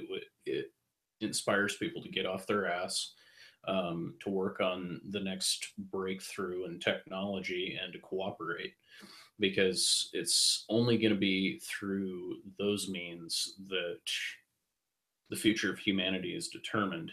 You know, the founding fathers didn't go to Britain. Mind you, they tried to do the diplomatic route, but they utterly failed. By the way, I should probably hold on. I'm not done. Mind you, the founding fathers went to the Kingdom of Great Britain and tried to negotiate with the king, utterly failing as a result. They ultimately realized that the only way they were going to win a revolution was to not rely on Great Britain, but to forge their own destiny and start their own alliances and be self-made men. That's what we've got to do. And that's the lesson throughout history. You cannot rely on nanny sitters to do your job. You have to stand up. You have to take initiative. That's the only way you can pass on the virtues of liberty and liberty's blessings, is by taking your own initiative. And I'm not saying don't accept help when it's offered. I'm not saying do the American thing and pull a patent and pull yourself up by the bootstraps and refuse when people help you. But don't take handouts, don't sit down, and don't become complacent, because that's how you lose liberty. You know, support each other, be there for each other, you know, build great empires, but don't become complacent, and don't lose sight of how you got where you are, and don't lose sight of that when you're passing that knowledge on to other people. Like if you need to be on welfare, then fine, but also learn how to grow your own food in the process, and grow your own food while you're on welfare, and use decentralized internet technology, and build your Steemit dollars and whatever else, instead of just sitting on welfare going, well, I'm not going to do anything because this is the only real reality and I'm an entitled little brat. Gimme, gimme, gimme, me, my. But yeah, the question that I know people are going to ask is, because this is just a common mentality. Well, Dave, Rich, all this technology is really cool and great and all, but how are you going to convince everybody to switch over? People have all their different paradigms. How are you going to convince them? Easy. Convincing isn't needed. That's like asking, how are we going to discover the marital status of the number 5? Who needed to be convinced to embrace the internet before the internet was here? It's one of those things that just automatically becomes a trend because enough people are pushing it through forward momentum. You've got one group of people using it. Everybody directly on the outskirts of that group goes, hey, that's pretty cool. I want to know about that. I want to use that. So then they use it. So then that bubble widens a little more. Then the people on the outskirts here, oh, wow, that's really cool. Can I use that too? Sure. So then it widens. Oh, that's really cool. Can I use that too? Sure. So then it widens.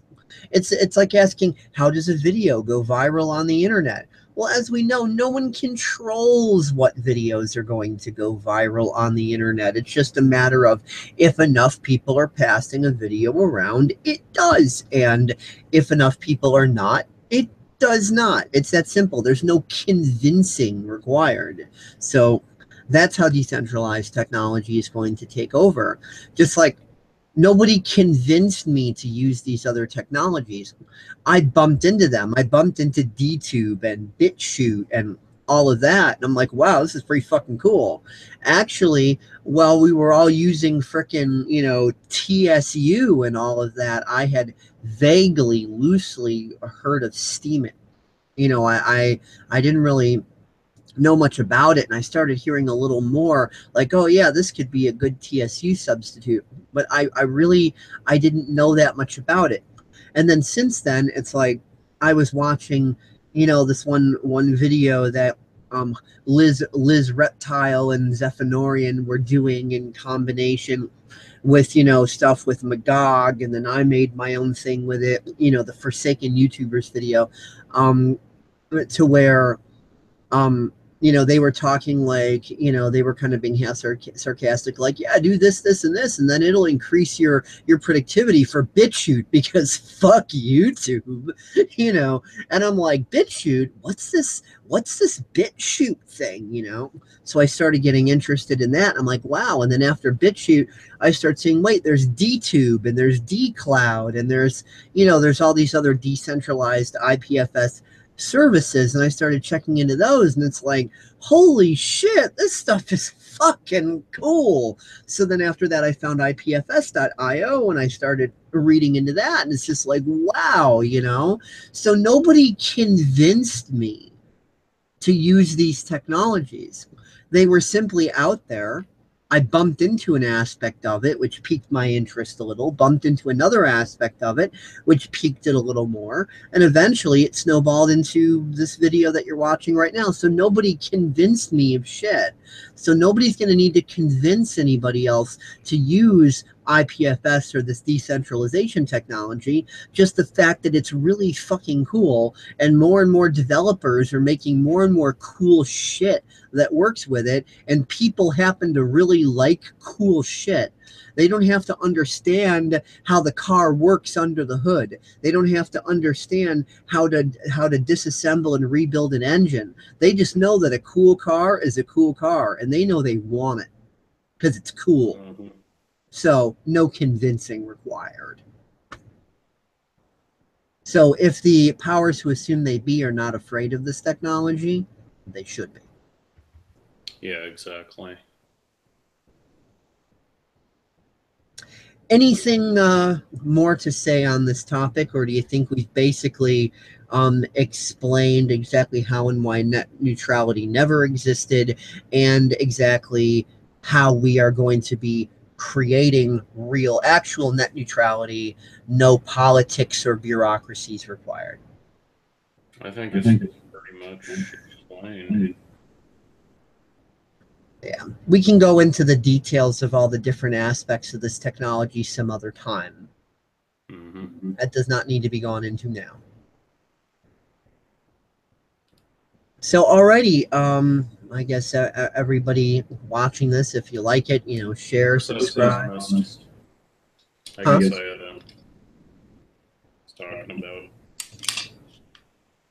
was talking about my piece here. Yeah. By the way, just for fun, you got to do this because you actually have a real gun. You got to like point it at the camera and be like, "Subscribe, motherfucker!" Yeah, what the hell? For the subscribers, subscribe, or it's the barrel.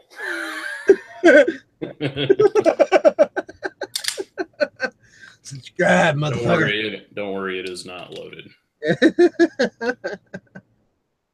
So yeah, subscribe. Yeah.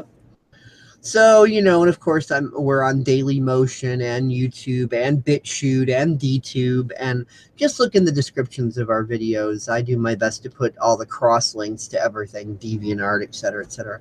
So yeah, subscribe to PSEC on any of those services, everywhere that you'd like to. We do our best to put it up everywhere we can. So there you go. Yeah. Anything else we need to add to this, or do we basically have it all covered? I pretty much have it all covered. All I can say is, you know, you're responsible for your own protection. Always wear protection. Wear protection, carry protection. Yeah, I mean, it's just paramount, you know, that people look out for themselves, take care of themselves, not rely on, you know, anybody but themselves and, you know, people that they're close to, and vice versa. But work cooperatively with others and vice versa. But you not can't. Dysfunctional codependency bullshit, but sovereign cooperation, like mature adults, not like trying to have a bunch of kindergartners rebuild the World Trade Center. Don't do that. Mm-hmm. Yep. So I guess Shadowlay, Praise Cack, peace out wherever you are in the world. Hope you have a nice, you know, day, night, whatever it is for you guys. You know, I obviously have a phone call to go make if Kristen is still awake. So yeah, she sent me a text. She sent me a thing on Facebook saying, you know, I hope Dave hurries. Okay. see Well, what's I told Kristen to watch this live stream, so hopefully she is. So hopefully she knows that I'm about to call her, and Richard's going to be on the line with me. So hope that's okay. I don't see why it wouldn't. happening. Well, So yeah, she's sending me texts, so I mean, you know, it must be all right. yeah, okay. Well, then she must be watching if she's responding to you in text. So we're going to get the hell Well, off. she's not responding to me currently, Oh, but okay. you know, still. All right. Well, we're going to go do that. Hope everybody has enjoyed this episode. And if you have any questions, leave them in the comments section and whatever. And we will have more videos about this in the near future. So catch everybody later. Subscribe, motherfucker. And Subscribe. peace out.